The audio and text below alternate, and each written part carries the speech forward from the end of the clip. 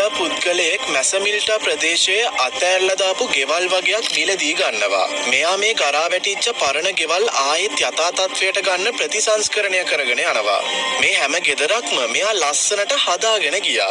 මේත් එක්කම ඇන්ටෝනියෝට එක ගෙදරක් හම්බ වෙනවා. හැබැයි මෙතන අතීත කතාව නම් මෙච්චර හොඳ එකක් නෙවෙයි. ඇන්ටෝනියෝ කියන විදිහට මේ ගෙදර හිටපු එක පුද්ගලයෙක් එයාගේ නිදන කාමරේ හදිස්සියෙම මිය ගිහින් තිබුණා කියලයි. එක්තරා රාත්‍රියක ඇන්ටෝනියෝ මේ ගෙදර ඉද්දී එයාට තේරුම් යනවා මෙතන මොකක් හරි වැරද්දක් තියෙනවා කියලා. සැකයත් එක්ක ඇන්ටෝනියෝ තීරණය කරනවා මෙතනට පස්සේ වෙලාවක එන්න. මෙහෙම හිතාගෙන එළියට ගිහින් ගෙදර දිහා බලද්දී එයාගේ ඇඟ හිරිවැටෙන දෙයක් එයා දකිනවා.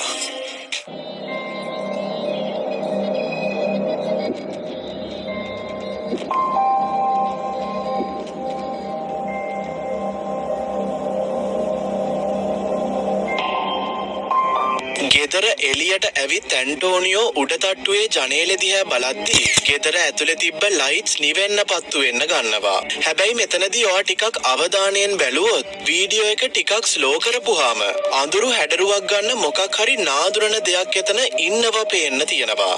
ඒත් එයා කියන විදිහට ඒ ගෙදර වෙන කවුරුත් හිටියේ නැහැ කියලයි. ඒත් ඇත්තටම ඒ මොකක්ද? කමෙන්ට් එකක් දාගෙන යන්න.